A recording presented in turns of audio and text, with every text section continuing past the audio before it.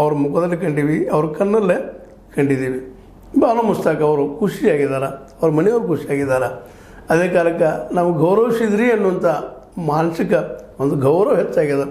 Even ನಮ್ಮ Muslim ಸಹೋದರಿಯರು ಸಹಿತ ಇಲ್ಲಪ್ಪ ಒಳ್ಳೆಯ ಕೆಲಸ ಮಾಡಿದ್ರು ಅನ್ನೋಂಥ ಮಾತುಗಳಿದ್ದಾವೆ.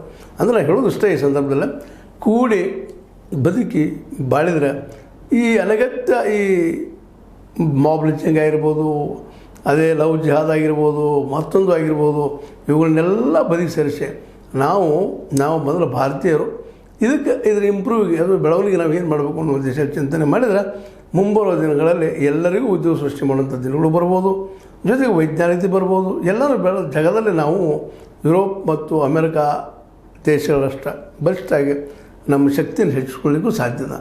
ಕಾಲ ಒಂದು ಅವರೆಲ್ಲ ಒಗ್ಗಟ್ಟಾಗಿ ದುಡಿಯೋದ್ರಿಂದಾಗಿ ಬರ್ತಾಯಿದೆ ಅವರಲ್ಲಿ, ಅದು ನಮ್ಮಲ್ಲಿ ಬರಲಿ. ಆ ದಿಶೆಯಲ್ಲಿ ನಮ್ಮ ಮಿತ್ರರು ವಿಶೇಷವಾಗಿ ಚಿಂತನೆ ಮಾಡಿ ಎಲ್ಲರೂ ವಿಶ್ವಾಸ ತೆಗೆದುಕೊಳ್ಳುವಂಥ ಸಾಹಸದ ಕೆಲಸ ಮಾಡಿದರೆ ನಿಶ್ಚಿತವಾಗಿಯೂ ಮುಂಬರುವ ದಿನಗಳು ಕೂಡಿ ಪ್ರೀತಿಯಿಂದ ಬದುಕುವ ದಿನಗಳು ಬಂದೇ ಬರ್ತಾವೆ.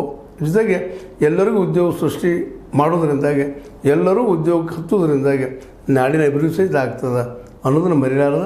ಈ ಎಲ್ಲ ನೆಲೆಯಲ್ಲಿ ಇವತ್ತು ಬಾನು ಮುಸ್ತಾಕರ ಉದ್ಘಾಟನೆ ಒಂದು ನಮಗೆಲ್ಲ ನೈತಿಕ ಧೈರ್ಯ ಕೊಡುವಂಥದ್ದಾಗಲಿ. ಚಾಮುಂಡೇಶ್ವರಿ ಎಲ್ಲರಿಗೂ ನಮ್ಮವ್ರಪ್ಪ ಅನ್ನುವಂಥ ಹುಟ್ಟುವಂಗೆ ಮಾಡಲಿ ಅಂತ ಈ ಸಂದರ್ಭದಲ್ಲಿ ಹೇಳ್ತಾ, ಇದು ಕೊನೆಯದಾಗಿ ಹೇಳೋದು ಇಷ್ಟ.